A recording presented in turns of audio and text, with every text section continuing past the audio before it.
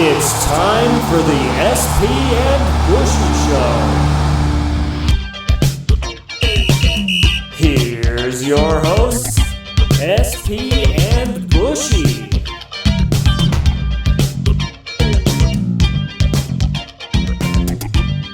All right, ready? Yep. What's up, everybody, and welcome to the SP and Bushy Show from a snowy Colorado. What's up? I'm the SP. I'm with the Bushy. Bushy, how you doing? I'm good. Yeah, it's snowing from my part as well. Anybody knows, I live in Aurora. Sean lives in Pueblo, which is about a hour and a half to hour 45-minute drive from here. So definitely a long stretch of land. And yeah, I'm glad that it's snowing there as well. Well, I mean, it's probably a 3-hour stretch today, man. It's a ways, and it was rough out there when I was driving earlier. Yeah, it wasn't bad with the main roads driving earlier today, but I definitely right now looking outside, it definitely will be a slick drive home for most people. Certainly will, man. It was rough out there when I was out there earlier. Obviously, big weekend sports on the NFC and AFC championship game side of things. We know our Super Bowl now, well, Bushy, and it's the Chiefs against the Buccaneers. What are your thoughts? I mean, we got probably basically probably the sexiest matchup that probably the NFL could have hoped for. You get Brady Mahomes, you got that, and yeah, it's like one of these, like, okay, like the Chiefs have been there now, so it's not as special as it was last year. And then you have, I guess the Bucks they haven't been there since 2002. So yeah, it's gonna be very interesting. It's gonna be a fun game to watch, and we'll see which quarterback comes out and prevails. It might be the sexiest matchup for the NFL, but this is the least sexiest matchup I could have dreamed up, man. I would rather have had COVID cancel the Super Bowl than to see another Tom Brady performance in the Super Bowl. And, I mean, they basically get handed the game once again on the pass interference call at the end of the play, or at the end of the game, rather. Green Bay almost gets the stop against the Buccaneers on an errant throw by Tom Brady. It wasn't a catchable ball, but they call pass interference very late to make sure Tom Brady gets yet another Super Bowl appearance. I can't stand it. I can't stand Brady. I want him to retire and be gone forever so I can get back to enjoying the Super Bowl. Yeah, but I actually had a discussion with a friend the other day, actually, with a good friend, and we were kind of discussing, and he was talking about the Tom Brady being back in the Super Bowl. Then I was like, kind of in a way, I guess things are kind of semi getting back to normal because, again, Tom Brady is at a Super Bowl again. So we're maybe as a country, we're hitting towards this, getting this sense of normalcy again. Once again, I would rather have it not be normal and have Tom Brady out of the Super Bowl for the rest of my life. Like, if he suffers a Joe Theismann injury, I would laugh and enjoy it. I mean, going back to the pass interference, I by the might throw letter a of the party. law, by the letter of the law, it was pass interference. You got it. I know, but with the way they were playing that game, really, they were letting him play, and then having the call go that way, that was very, very disturbing. If it with the refs. was, then why wasn't it a couple years ago when it was the Saints and they didn't let him play? Why is it always with Tom Brady's team that we're okay ending the game on a pass interference call, even though it's I don't even think the ball was catchable, so I don't even think it was pass interference. I don't think it was, but I think their feet got tangled. I don't think it was pass interference, and I don't think it was a catchable ball. But once again, if it's Tom Brady, it's pass interference for anyone he's playing against in any situation. I mean, you saw a clip too. I mean, the guy was pulling his jersey. I mean, literally, it was about being a thread too late, or a thread too little for being like a Hulk Hogan ripped shirt. I mean, really, that was the strongest elastic I've ever seen in my entire life. Like, really, like even Hulk Hogan couldn't rip that shirt off from that elastic. That's how crazy it was. He was pulling the errant thread on his jersey. He wasn't doing nothing. I know it really was. Again, by the letter of the law, yes, it was pass interference, but they should have maybe have let that one go. With the way the game was played today, or that game was played on Sunday, it definitely was a very, very ticky-tack call. And it came in so late. It came in like they got the call from New York. It's like, okay, we want Brady instead of Rodgers in the Super Bowl. We better throw this flag and make sure that that definitely happens. Yeah, that always makes me upset. Is the flag that comes out literally 5 or 6 seconds after the play is over. That's the part I always hate with officials. Like, why does they dawn and they go, "Oh snap, that is a flag. I guess I got to throw it now." But once again, they couldn't do it for the Saints 2 years ago when it was obviously a penalty, and it was more egregious than that one. Like I said, I don't think it was a catchable pass. I don't think even without the hand on his jersey, he gets near that ball. I think it's BS. And once again, Tom Brady goes to the Super Bowl. And I mean, I'm going to watch it because it's the Super Bowl, but at the end of the day, I'm not excited for it. Like I said, I would rather COVID cancel the Super Bowl than me have to watch another Tom Brady Super Bowl. Yeah, and it's probably gonna be a start too of a Chiefs dynasty as well. So 5 years from Yeah. now, we could be sick and tired of the Chiefs making it to the Super Bowl. So this could be the dawning of maybe like a pass into the torch type of Mhm. thing. Like, here you go, you're gonna be the most annoying Super Bowl team now. I hope Tom Brady, like I said, breaks his leg on the first play of the game and the Chiefs win by 85 points. That would definitely make it at least a unwatchable Super Bowl. So maybe I could watch something else. Maybe I, there's I going to be a Harry Potter marathon. I'm more excited for the weekend to perform at halftime than I am to see Tom Brady in another Super Bowl. Yeah, it's gonna be fun. It's gonna be an interesting game. Again, it's the NFL's sexiest matchup, and they got what they wanted. And yeah, it's gonna be a Super Bowl. It's not sexy at all for me. It's a yawn for me. I've seen Tom Brady in the Super Bowl so many times. Give me something new. Give me something exciting. And like he's not even playing that good. He threw 3 picks in the game against the Packers this weekend. He didn't really have that good of a game. He's not what he was. And at the end of the day, like I said, it's not a sexy matchup for me. I don't care at all. Like I said, it'll probably get good ratings because people can't have Super Bowl parties. So it'll look like it's getting good ratings, but once again, it's not a sexy matchup for me. Any other matchup but this one would have been sexy. I mean, obviously the Bills got trashed by the Chiefs anyway, so you can't say that they obviously had the argument to be there. But again, you really, really would have rather have seen the State Farm Bowl with Rodgers and Mahomes than watch this game. Yeah, we could have had it the past 2 years, but State Farm, I guess, did not want it to happen between these two, or the NFL did not want to have it. So yeah, we're just stuck now with a Brady Mahomes Super Bowl, and we're gonna have to hear it for the next 2 weeks. I know, and that's gonna be the other insufferable part of this whole thing. Yeah, it's gonna be Brady, Brady, Brady, Mahomes, Mahomes, Mahomes, Brady the goat, Brady the goat. Is Mahomes gonna try to take over Brady as the goat? That's really And gonna be the storyline the next 2 weeks.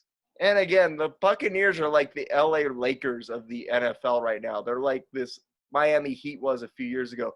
They're basically this Super Bowl, like basically this super team that was created. It's like a 2016 All-Star team that all came together because the Buccaneers at the end of last season had a crap ton of cap room. They brought in Brady. They brought Gronk out of retirement. They brought in Antonio Brown. They have Jason Pierre-Paul. They have Shaq Barrett, who's obviously a force. Ryan Jensen, who's the league's top paid center. They have basically all these huge name guys. Mike Evans, obviously. Like I have no idea how on earth they're under the cap. Well, it's a team that really really was hampered by the quarterback play. I guess you could kind of say they were probably the 2016 Denver Broncos in a way, where it's like they had this talent kind of on both sides, but they couldn't really excel because of a quarterback as well. So that's now that they kind of got the quarterback with Tom Brady, yeah, they were able to excel this year. They were because Tom Brady makes it illegal for referees to call penalties against the teams that he's playing for. You can look at it now, like the last 20 years he was with the Patriots. They were the least penalized team in all of football. Now suddenly he leaves the Patriots and the Buccaneers are the least penalized team in all of football. They weren't at the beginning of the year, but yeah, as the season went on, yeah, suddenly they're not the most penalized team anymore. Go figure. Yeah, they kind of weren't penalized at the beginning either. Yeah, they were. Trust me. I watched a lot of those games. They definitely were a penalized team. Yeah. Like I said, but I mean, congrats to the Chiefs, though. I mean, they obviously did a really good job against the Bills. There's no debate in that one. There's no calls that you could blame anything on. There's no conspiracy theories. The Chiefs just came out and were the better team in that game. Yeah, they were the better team, and it was over basically by the second, really by the start of the second half. Really, the game felt like it was over. Really, the Bills couldn't do anything, and it just they've just shown a very dominant team right now, and this could be the start of something. Certainly could. I mean, obviously, all the pieces are there. I'm worried because they lost Fisher at the end of that game to an injury. Looks like he could miss the Super Bowl, but at the end of the day, I still think they have so many weapons. Yeah, they have so many weapons, but again, with your theory, if they're not getting any of the calls and Tommy's getting the calls, that could probably swing some stuff Right. or swing. Yeah. It's ridiculous. Tommy. Yeah, but it's going to be interesting. These teams played each other earlier in the year, and it seemed like the Chiefs really dominated the game until right around the fourth quarter. When the Could referee started helping Tommy out again. Yes. Could this help? Could this help Tampa Bay as well? The fact that they've already played them, and now they know what they need to. Now they know what they're up against. I mean, it certainly does, but I think it's a lot easier to talk about even when you know it. It's a lot tougher to actually put it into practice, finding a way to stop this Chiefs team. This Chiefs team is so good. Once again, it's so tough to stop both Tyreek Hill and Travis Kelce in the passing game. And you have a guy in Mahomes who is able to extend plays for them to be able to get open and find a way to move the ball downfield. Yeah, they must have shot up a lot of drugs with him with that turf toe, because I've had turf toe and it is not fun to have. It really stinks. You rather have your foot chopped. You really have to have your toe chopped off. Really, I'd rather it ride is my. not a it's I'd not rather, a fun injury. I'm sure it's not. I've heard it's really rough. I'd rather have my toe chopped off than watch another Tom Brady Super Bowl. I'll trade all 10 of them right now to never see Tom Brady play another football game again. Well, hopefully we're crossing our fingers. This is the last one. We're just praying to God this is the last one. I thought the Rams one a couple of years ago was going to be the last one, but nope, we get one more. All right. Hopefully it's the last one. And hopefully I can stop complaining about him and then actually get back to enjoying football. But again, because like I said, the referees bail him out so much. Although you got to look at it, and the Packers did make some mistakes on that last drive when they were driving down and kicked the field goal. Rodgers could have ran it in, it looked like, on the third down play from 3rd and 8, 3rd and goal from the 8. And it looked like Rodgers had the open field. He's able to break containment, but instead throws it into double coverage at the goal line. Yeah, it's really eerie how Brett Favre and Aaron Rodgers' careers are starting to feel like the same with people. It really there is just a lot of talent and just can't get it done. And Favre has the Super Bowls or the amount of Super Bowls. He's been to more than Rodgers right now. So it's very, very eerie how much their careers have really kind of trajected at the same path as well. Right, absolutely. That's a very good point, actually, because if you look at it, yeah, Favre had that success earlier in his career. They went to back-to-back Super Bowls. Rodgers, same thing, very early on. He had that success. They went to the Super Bowl. They get the win. But, I mean, it's been a decade now since Rodgers has been to the Super Bowl. And, I mean, it's starting to look like he's almost like that Clayton Kershaw type, the guy who can get you to the playoffs but can't do anything once he gets there. Right, yeah, but he's always had that one Super Bowl, so it's like, okay, I had that Super Bowl, so I'm good. But yeah, it really, it's funny. Just him and Brett Favre are just kind of the same, and they've had success, some success in the playoffs, but not a lot of success. He's probably gone to more NFC Championship games than Favre, but all in all, it really has been very, very slim for Rodgers and all that. For such a great quarterback to really only go to one Super Bowl, Right. really is a crazy thing to look at. It certainly is, and I mean, it's kind of. I saw an interesting tweet this weekend where it was basically saying that Rodgers is basically Tony Romo with a Super Bowl ring. I wouldn't go as far as say as that, because Rodgers has had some success in the playoffs. He's gone to several NFC Championship games, and though sometimes they've gone some crazy awry.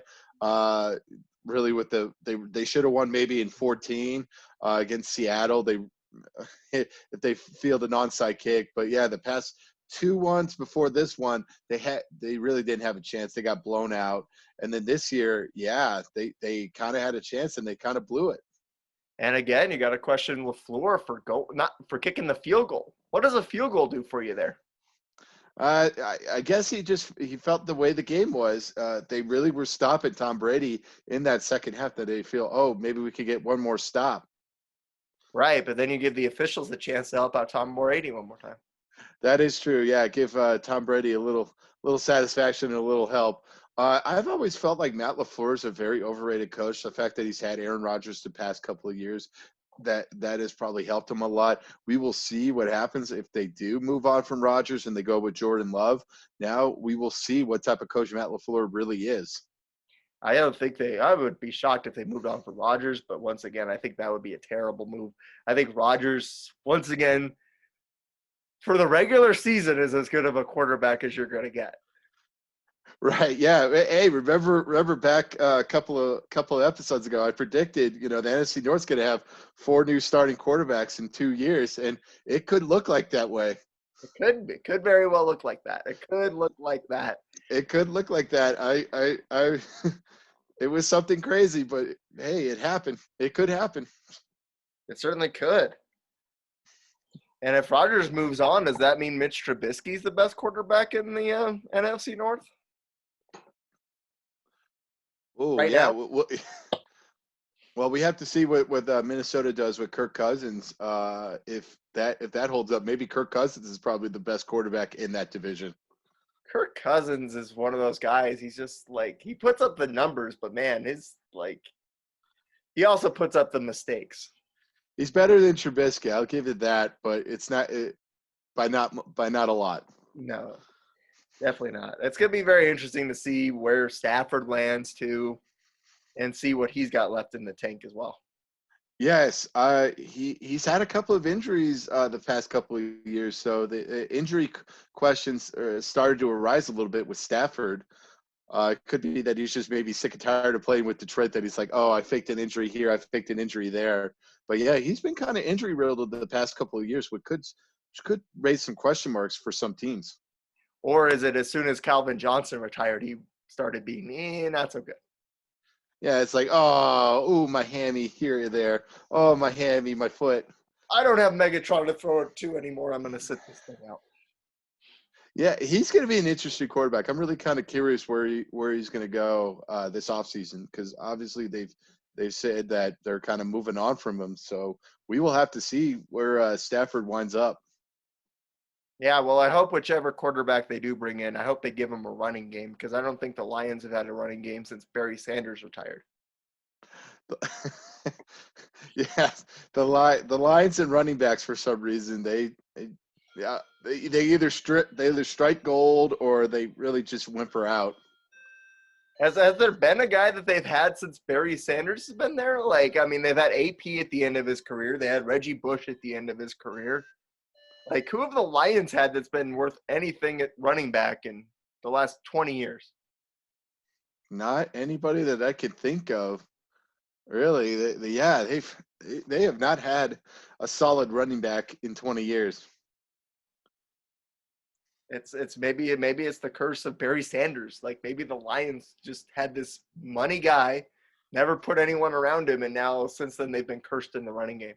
Oh, Lions have been cursed long before that. So I don't think it's just a curse on top of a curse. It is, exactly. It's a fair way to put it. They're piling on all these curses. It's like the curse of the Bambino and the curse of Bill Buckner that took, however long for the Red Sox to exercise that demon. Right, yeah, the curse of Bobby Lane, and now there's a curse of Barry Sanders, and now probably the curse of Calvin Johnson as well. Right. Yeah, that might be. Well, we'll still have to make a list of cursed fan bases and cursed teams at some point. Yes. Yeah, and we will have to see. I really, with the Lions and their kind of new coaching staff, really, I know everybody craps on the Houston Texans for that disaster of an organization, but the Lions should be on that list as well as probably a disaster of an organization as well. Because again, they really haven't had success. They haven't had a home playoff game since 1991. So we're coming up, folks, on 30 years without a home playoff game. And they keep getting these coaches who have like a modicum of success, like Jim Schwartz did, like Jim Caldwell did. And then they keep getting rid of them like right away after they have one bad season. And it's like, is that guy really that bad? Or maybe you should have given him like another year or two to try and figure things out. Because let's be honest, those two guys have still been to a lot more playoff games than some other people around town. Yeah, the Lions coaching thing is really one of the oddest things in the world. They haven't had a coach since like the 50s that got rehired as a head coach in the NFL. Like that is just something to really, really think of. They haven't had a coach that got rehired for another job since the 50s. Wow. After they got fired from the Lions. That is an interesting point there. I didn't know that.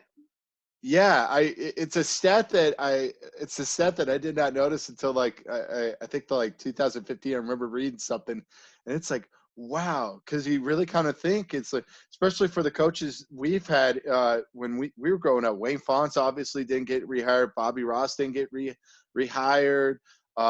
Jim Caldwell hasn't been rehired. Jim Schwartz hasn't been rehired as a head coach. Yeah, Steve Mariucci hasn't been rehired. Rob Marinelli certainly will get rehired as a head coach as well. So yeah, it's been a very, very sad organization. It really is. It's terrible. Well, that was kind of an unplanned tangent there. Crap on Detroit even more. We'll just keep crapping on Michigan. Yeah, let's keep skewering them. Let's look at the one positive in Michigan right now. And even though they've had to shut down their athletic department for a couple of weeks now, the Michigan Wolverines basketball team does look like it's pretty solid.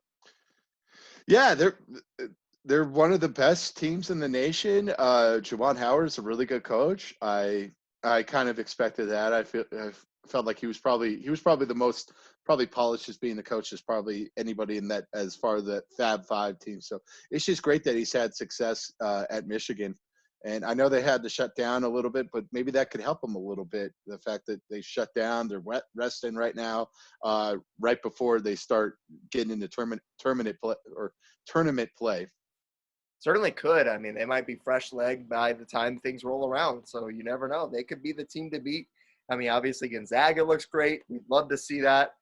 Villanova's always competitive. Baylor right there in the mix as well. And you got to remember Shaka Smart in Texas still in the mix as well. Yes, Texas is semi-back in basketball. So that's great to hear. And really the fascinating thing with the college basketball season is really these blue blood schools with Kansas, Kentucky, North Carolina, Duke, all having really mediocre seasons. They're not on the top of the college basketball list, and it's going to be very interesting to see where they're going to be ranked going into the tournament, and even if they do make it to the tournament. I love seeing Kansas struggle. It's like, let me soak in their tears.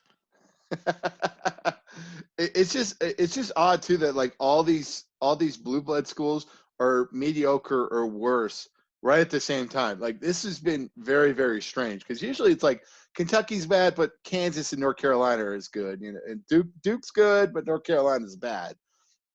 It's always one or the other, but it's never all these schools are really struggling and being mediocre this season.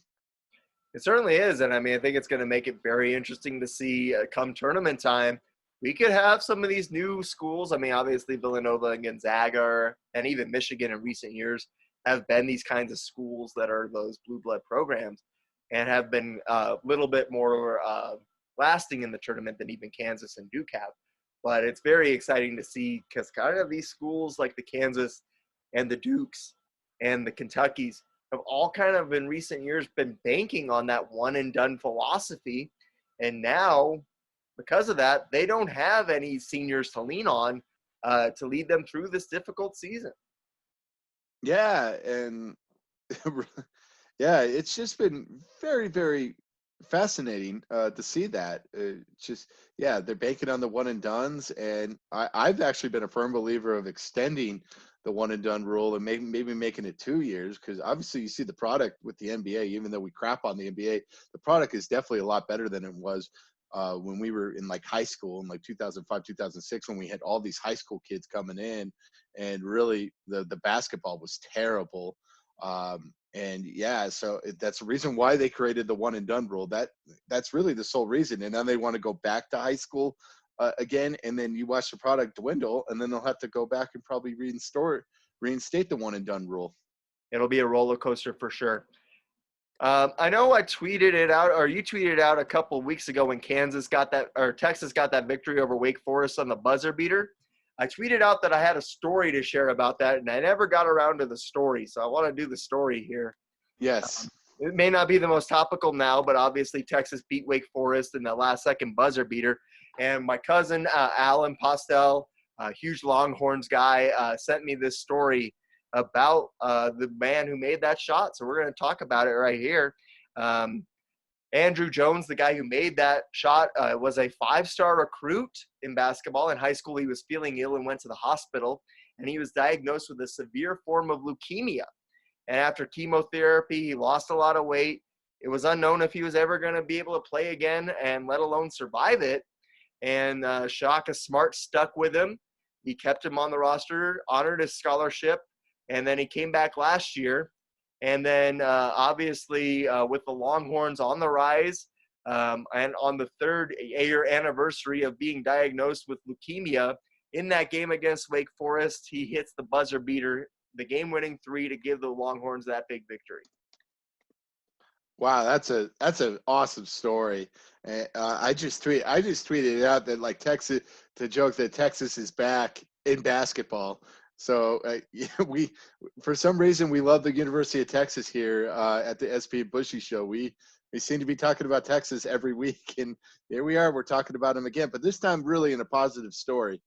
It really is is awesome. I mean, it's great to see Shaka Smart sticking with that kid, giving him the opportunity that he was able to overcome that leukemia and sink that buzzer beater, and obviously help Texas get to the spot that they're at now. I mean, you gotta give Andrew Jones some credit, and you gotta give Shaka Smart some credit for sticking with him. Yeah, and I just love that like Texas is back, because really like Texas was really a really good program when we were growing up, and it kind of dwindled a little bit after firing Rick Barnes, which really was justified because Rick Barnes is the Marty Schottenheimer of NCAA basketball.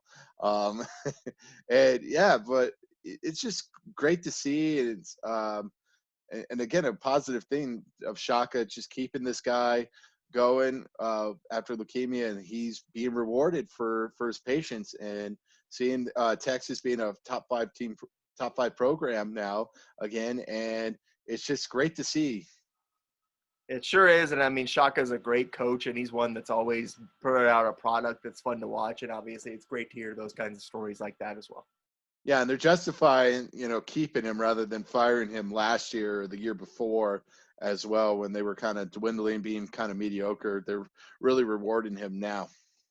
They certainly are, and I mean, obviously the Big 12 is a tough conference in hoops, so I mean, it's an adjustment for him, and he's able to adjust, and now I think we're seeing what he can do down there in Austin with the firepower that he has. Yeah, the Big 12 is a little bit down this year, but they still have a lot of ranked teams. But it's always great in Kansas being kind of mediocre the way they are. But it's just great to see Shaka doing well. He was I always liked him as a coach, and just seeing him succeed now is a very, very rewarding experience. It certainly is, and it's great to see this kid Andrew Jones, who's actually Texas's leading scorer, help them with that buzzer beater, and then just kind of have this rise after overcoming so much. Yep, and hey, they're in the top 5 with Michigan at number 4 as well. Um, really, their test's probably coming up. I bet they play Baylor pretty soon, so that's going to be a nice test for them to see if they can maybe stick it out and kind of beat Baylor and get higher in the rankings.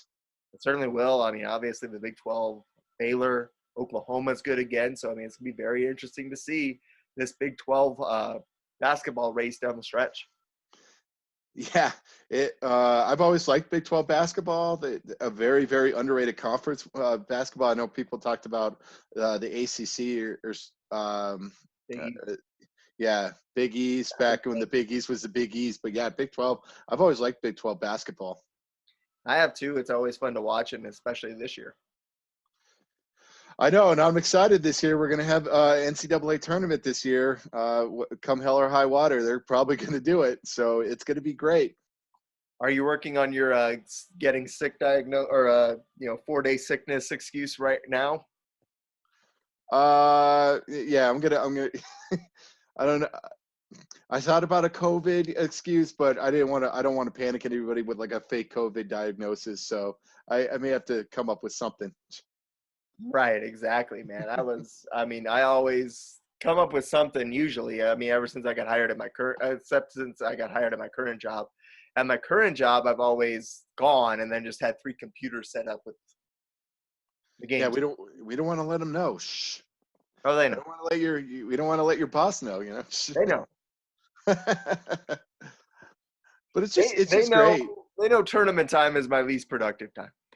It's just great to have tournament time again. I'm very excited. We didn't have it last year, and just having the NCAA tournament will help probably people go through March a lot faster than last year. Absolutely, it's the best event in sports, I think, and I'm glad to see it back. Yes, we want tournament games. We want those 14 games in Monday or Thursday and Friday. And I've always liked the tournament games too. I always enjoy watching those mid conference tournament games. Oh yeah. Or during championship week.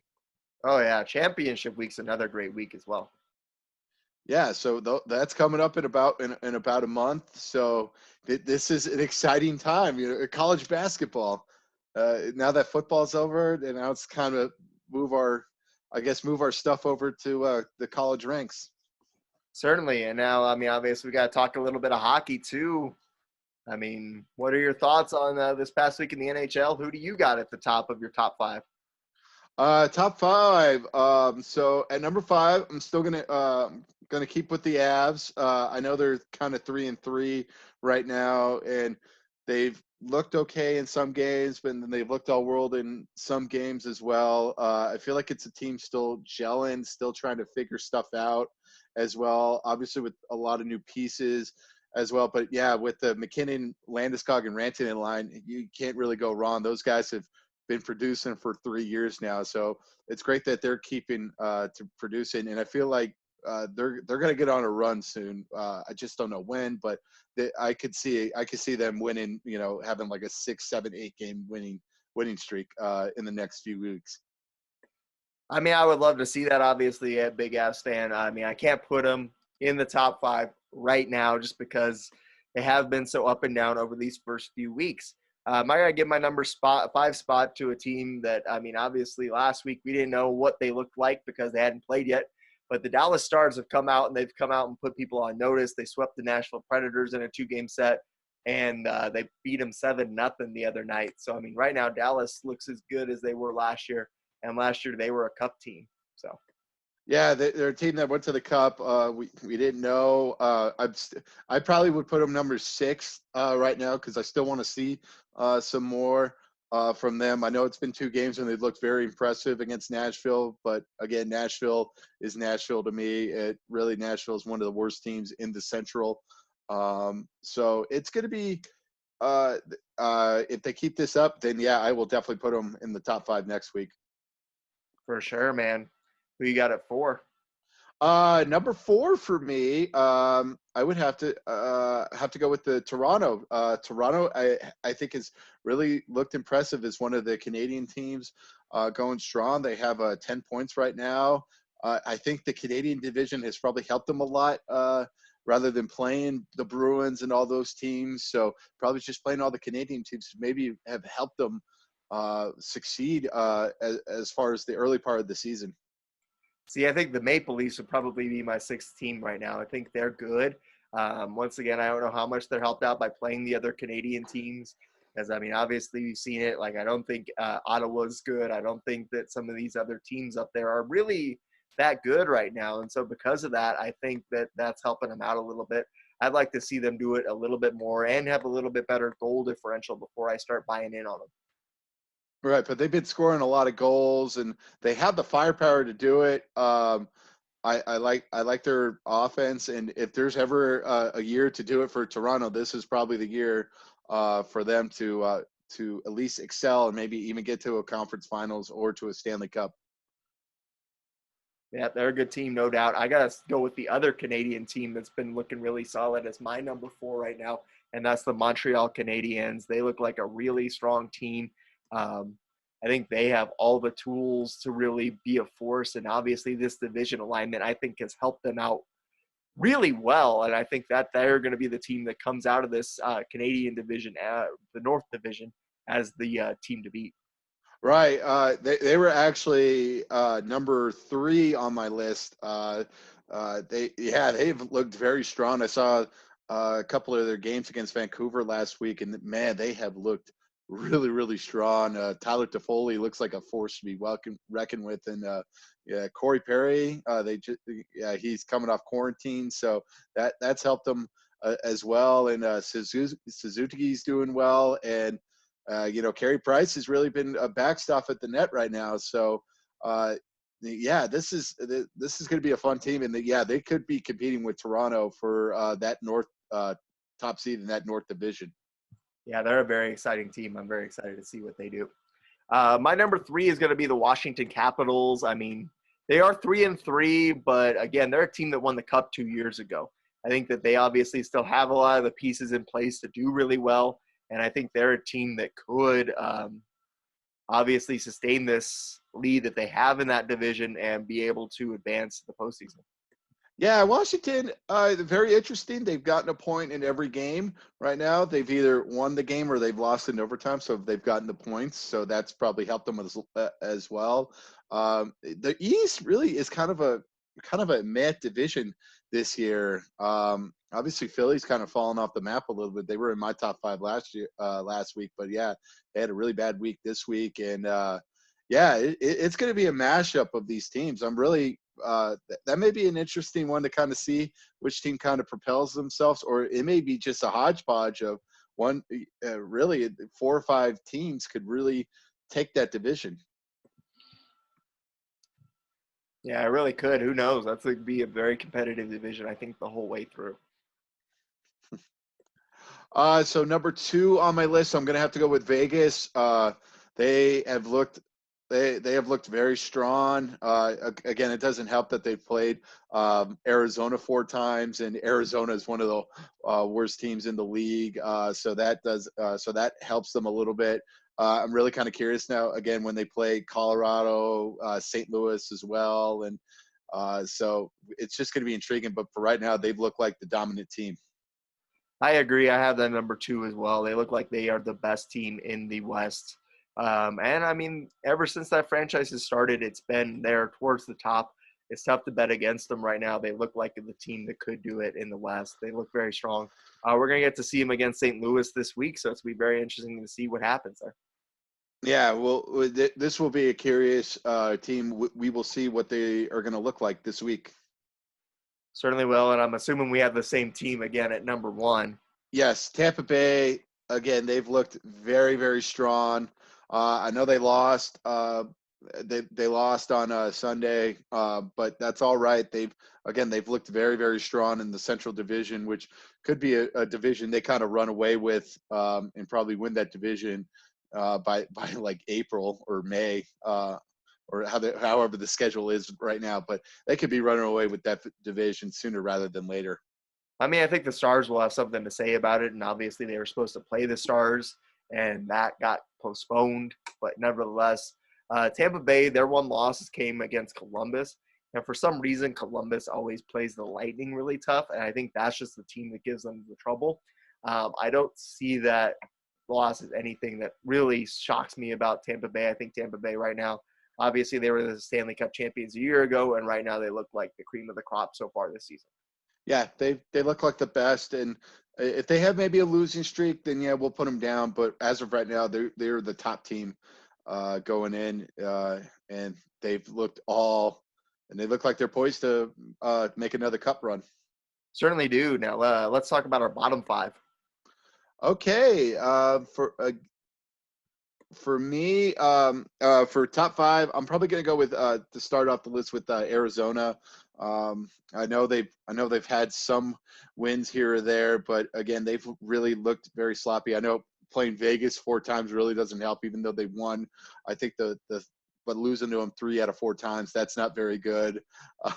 Especially if you're playing to them in the series, that will not look good. But overall, they looked meh, and really the only thing that's keeping them alive is probably the goaltending of Darcy Kemper. Yeah, I mean, I think right now they have them just outside the bottom 5, but yeah, I think they are a team. I mean, just because they did play such a tough schedule so far to start off with Vegas, who I think is a really good team. But there's definitely some warning signs or some red flags so far with the way they're playing. And I think they might be a team that, struggles going forward, especially since they are in such a tough division. Yeah, they are in a tough division. And Minnesota has had a good, strong 2 weeks so far to start the season. But yeah, it's going to be very, very tough for them to maybe, kind of get out of that bottom spot. Yeah, I got to give my my 5th spot right now to Nashville. I mean, we talked about them. They really struggled against the Stars. They had the 2 wins against the Blue Jackets, but they've been 0-3 ever since. And right now they look like a team that's really going to struggle. Yeah, that was actually going to be number 4 on my list. They looked strong the first two games, but then they really have kind of tailed off, and they got killed that opening night against Dallas, and they have not looked good, and this is really the downfall of a team that tried to win now from that 16 to 16 17 to 17 18 range, and they're seeing the fruits of that trying to win now mode, and really that team has gotten old really fast. I mean, they sure have, and I mean, I think they're a team that could really be in trouble in that Central Division, which looks like it's got a lot better teams than the Nashville Predators. Yeah, it may be a mashup between them and Detroit and Chicago, really, for those bottom 3 slots. I mean, Chicago's at least look good, so I can't have them in my bottom 5 right now. They've won over Nashville the last couple of games, so they bought themselves out of the bottom 5 and demoted the Vancouver Canucks into the bottom 5 for me. They're my number 4 team at the bottom. They're 3-5, but I mean, their wins have been close and their losses have been bad. They're a team that once again had expectations coming into the season, and they've really struggled. They got swept by Calgary. They have one good win, and it's against Ottawa, who we're going to talk about, I'm sure, later on.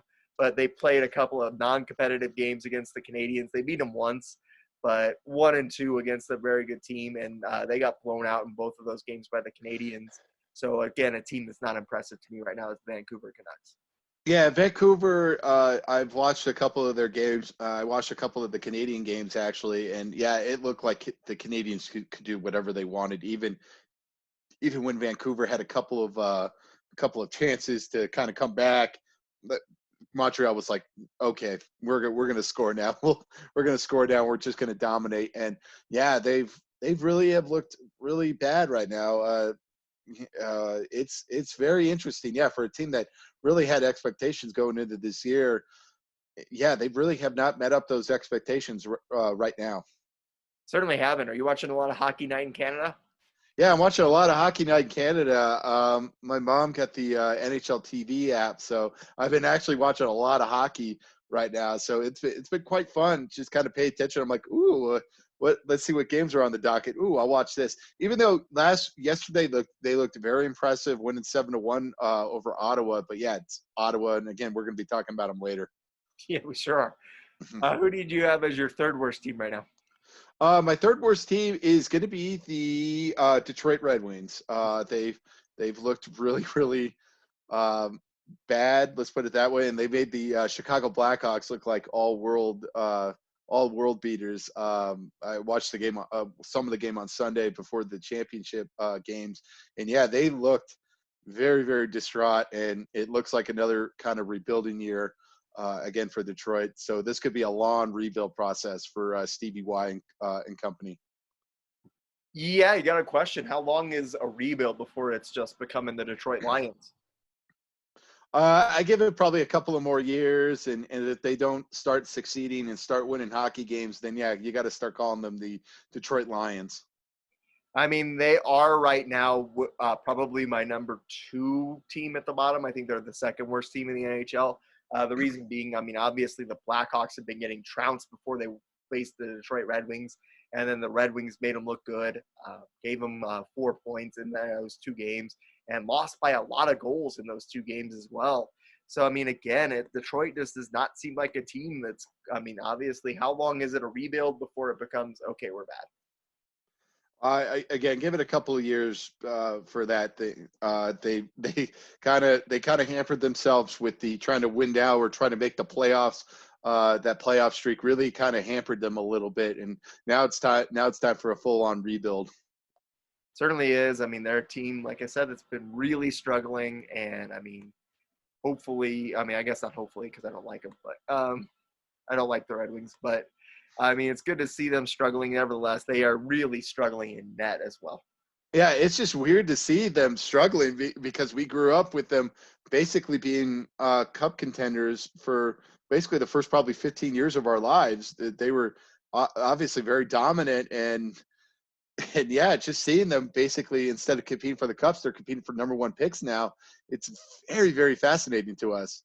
It certainly is. It's kind of like University of Nebraska football.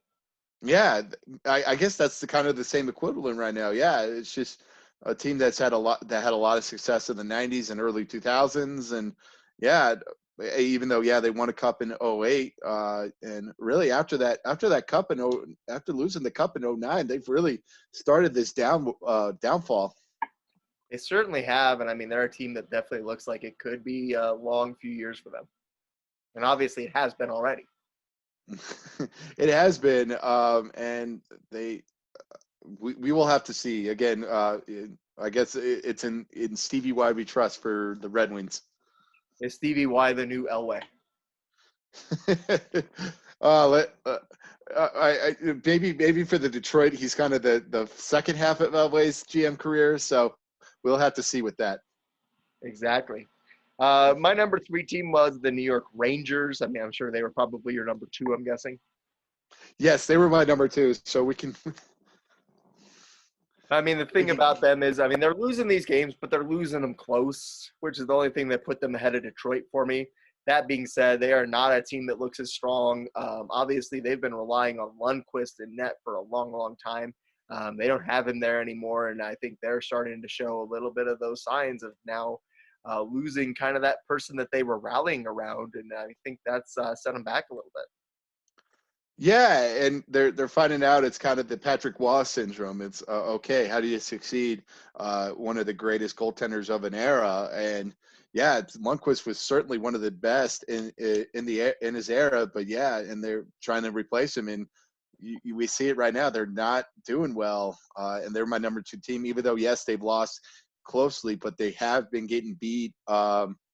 They didn't look good. Yeah, their first couple of games they won big and then they lost big, but yeah, they've really kept things pretty close. But they've really have lost right now, and it doesn't look good right now, especially for a team that came in with, I guess, some expectations to maybe compete for a playoff spot, but it doesn't look like it right now. Certainly doesn't. I mean, we talked about it with Lundqvist. For a long time, when you thought of the New York Rangers, you thought of Lundqvist, and I mean, so with with them not having that guy, I think that's kind of what's they've lost their identity a little bit. Yeah, and searching for a really good goaltender is really hard in the NHL, and they're seeing it right now. He's gone, and goaltending has not been well. They've given up at least 3 to 4 goals every night, it seems like. Exactly. They're a team that's definitely struggling. And I think we all know who the bottom team right now in the league is, and that right now we both I'm sure are going to say it's the Ottawa Senators. Yes, I thought they would be a little better this year. Again, time will tell with them, but yeah, they have not looked good right now, especially in a very, very kind of winnable division with the North, or at least a playoff division in the North, and they look like one of the worst teams right now. Again, they they lost 4 in a row to Winnipeg, and they lost to Toronto. And then they lost to Vancouver last night 7-1. And I was actually watching some of that game at a bar, and every time I looked up, it seemed like Vancouver was in the Ottawa zone. So it was they look very, very bad right now. They do 5 straight losses. You mentioned the 7-1 loss. I'm sure it was either Vancouver was in the Ottawa zone, or the Ottawa was digging the puck out of the net. Yeah, it felt like that, and it felt like too. I looked up and like, oh, okay, they're celebrating a goal, and so I had to watch a replay. I'm like, oh wow, that was a bad goal that they gave it up, and yeah, they've looked very, very bad. And I thought it was a team maybe they were going to compete a little bit. Like they definitely were a very bad team, but I thought they were going to be a team that had some promise, and they certainly have not shown this promise yet. Is that the after effects of the Matt Duchene trade? It just feels that way. Yes, the Matt Duchene trade. It's just a shame that the Avs don't have another pick from Ottawa. So uh, it's looking back, man. That trade has worked out wonders for the Avalanche, and yeah, I remember I was actually in Michigan when the trade happened, when the Matt Duchene trade actually happened, and I saw he got traded, and I saw how much we got, and I'm like. It felt like it was a typo. Just reading all the tweets of how much the Avs have gotten for Matt Duchene, I was just like, this got to be a typo. It's just like, wow, Joe Sakic has done wonders. He certainly has. Obviously, I mean, we've talked about him before, but I mean, and Ottawa obviously giving up a lot in that deal seems to be paying the price right now. Yeah, it certainly has paid the price, and Nashville's, I think, paying the price as well for that trade as well. They were culprits as well, and yeah, it's just another Sakic trade. Yeah, I mean, obviously, Sakic is the man. And I think that's probably a good way to end the first part of this episode. I mean, we talked about the top 5 and bottom 5. I mean, the bonehead of the week has got to be, I would think, either Matt LaFleur or Aaron Rodgers. LaFleur for not going for the touchdown there, or Aaron Rodgers for not running for that touchdown on 3rd and goal for me. Actually, I'm going to go a little bit off the rank here with my bonehead, and it has to do with ESPN again. Not so much for their tweets of like they had last week, but so they had the Conor McGregor fight going on, and it was weird because I was watching SportsCenter on Saturday, and they showed the introductions of the fight. It was very, very odd, and not to mention too, they had outages, and they had video trouble as well going into the fight. I remember seeing a lot of tweets of people complaining that they couldn't see any of the fights. I'm like, where's this fight going? Well, or is anybody getting any feeds? So it was very interesting to think about that. And yeah, they showed the introductions of the McGregor fight. They showed both of the fighters, and they showed the introductions. And I guess it was probably a ploy for people to maybe spend the last $50 or $60 or however expensive it is to watch the fight. But it's like, why would I spend $50 or $60 to watch 6 minutes of a 6-minute fight? Basically, as we found out then. So it was just like, why show the introductions to maybe, oh God, I got to get this fight. Exactly, and I think McGregor is one of those people that, like, I mean, I think now you're looking at it, and he was kind of that flash in the pan. He got his money fighting Floyd Mayweather, and now you just see he's not the same guy that he was 5-6 years ago. He doesn't like have that killer instinct that he had in those first few fights of his career. And I mean, I get that he's probably the national pride of Ireland still, but at the end of the day, he's a guy who, I mean, his best days were a while ago, and it's been a long time since he's had a good, relevant fight where he's put up a good fight against a really good contender. And not to take anything away from Dustin Poirier, but at the end of the day, I think that this version of McGregor, the McGregor phenomenon is on the back half of his career, kind of like Mike Tyson in like '98 or something when he was fighting Lennox Lewis. Yeah, or a little bit like Ronda Rousey. You know, obviously Ronda was Right. dominating teams and dominating people and dominated the women's division. And once she got beat by Holly Holm, that was kind of it. And you see it now with McGregor. He got beat by Khabib, and yeah, he's really has not been the same since. I don't think he's been the same ever since he went to that fight Mayweather, and then he's come back and fought Nate Diaz a couple of times. He wants whatever fight's going to pay him the most money. He's like doesn't care about anything right now, I think, except the money. And you could tell that that's what he's fighting for. He's not fighting for winning or for pride. He's not the same fighter that he was. Yeah, but again, it was just weird that they showed the introductions. I guess trying to get the last minute pay-per-view buys by ESPN for me. But I'm like, why would I spend $60 for this one fight? Like, Exactly. basically, that's what you're basically spending for $60 for one fight. It really is. And I mean, I think obviously now it's not something that you're excited about anymore. Nope, not at all. No. And I don't think McGregor's going to be that big of a draw going forward either. I think he'll still be a draw the next couple of years because I think some people still like him, but yeah, it's slowly dwindling for him. I didn't even know he was fighting until like last week.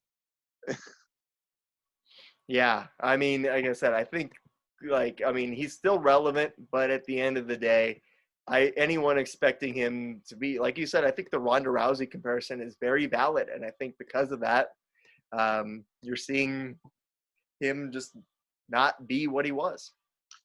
Yeah, he's.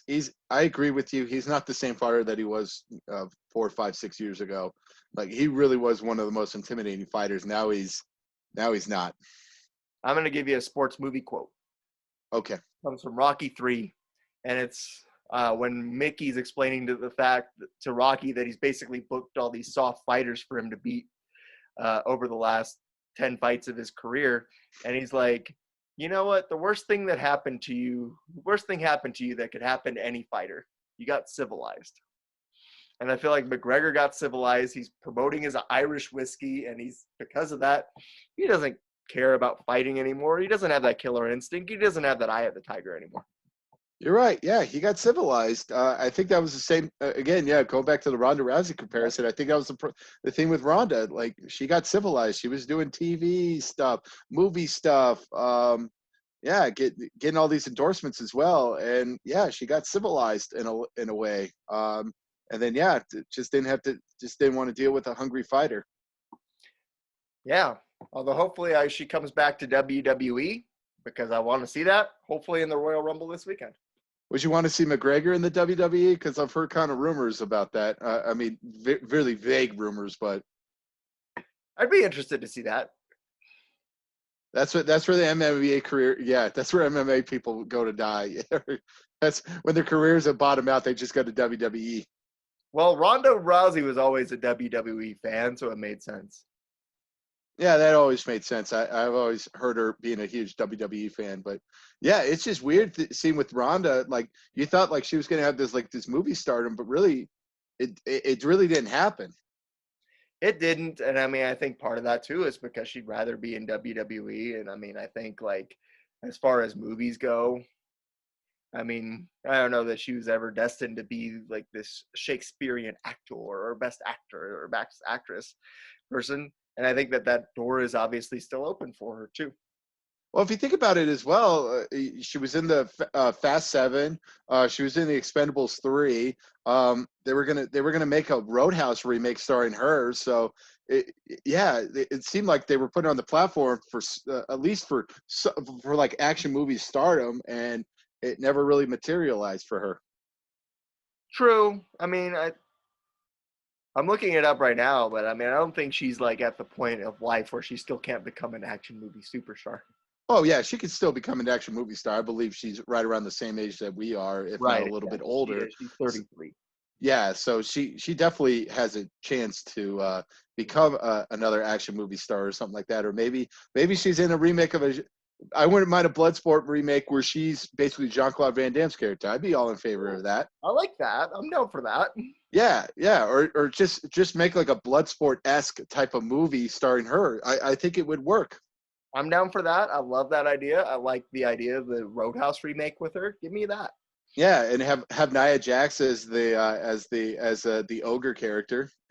Nia Jax can't wrestle, so I can't trust her to act either. Yeah, well, she'd be that big, brooding, intimidating person, who breaks people, So she'd be perfect for that role. She knows how to break noses already, so. Exactly. There you go. There you go. Yes. Yeah, she'll be the Ray Jackson character. I would be totally in favor of that.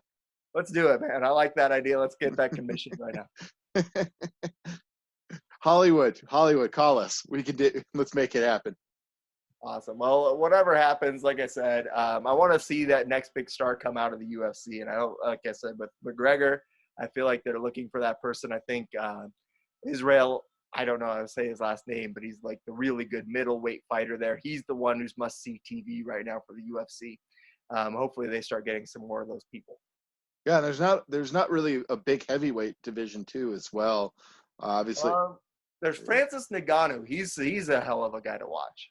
Okay, I'll have to pay attention to that. Because he's that knockout in like 10-second kind of guy. I like those type of people when it comes in the heavyweight division. I want a guy that knocks out people. I mean, he had like a 2-fight window there where he kind of like stopped doing that. He got beat by the heavyweight champion Stipe Miocic, and then the next fight you could tell he was like scared. Which unfortunately I was in attendance for that next fight, and it was the worst fight I've ever been in person. But at the end of the day, I mean, not that I've been to a lot of fights in person, but at the end of the day, it was a boring fight. But ever since then, he's been back to knocking guys out. I think his last 5 fights have lasted the combined time of one round in the UFC. Basically, yeah, I love people that get knocked out. That's always a good thing. I enjoyed McGregor getting knocked out as well. I saw some clips on Instagram, so it's always nice. Although this guy does the knocking out. So, I mean, his last 4 fights, the longest one of his last 4 fights has lasted a minute, 11 seconds. And his last 4 fights have not lasted more than 3 minutes combined. I'll have to keep an eye on him. Yeah. If you get the chance, watch that guy, although I'm sure his next fight's going to be pay-per-view as well. Oh, I'll find a way. I'll legal stream it, and I'll fight Dana White for it, We don't advocate that, but at the end of the day, you find a way, you find a way. You find a way. You do. Yep. Thank you for listening to the SP at Bushy Show. This podcast was created by Sean Pooley and Stephen Bush. Intro was created by Zach DeMose. For more content, please visit our Twitter at SP Bushy and our YouTube page at Sean Pooley. Thank you again for listening.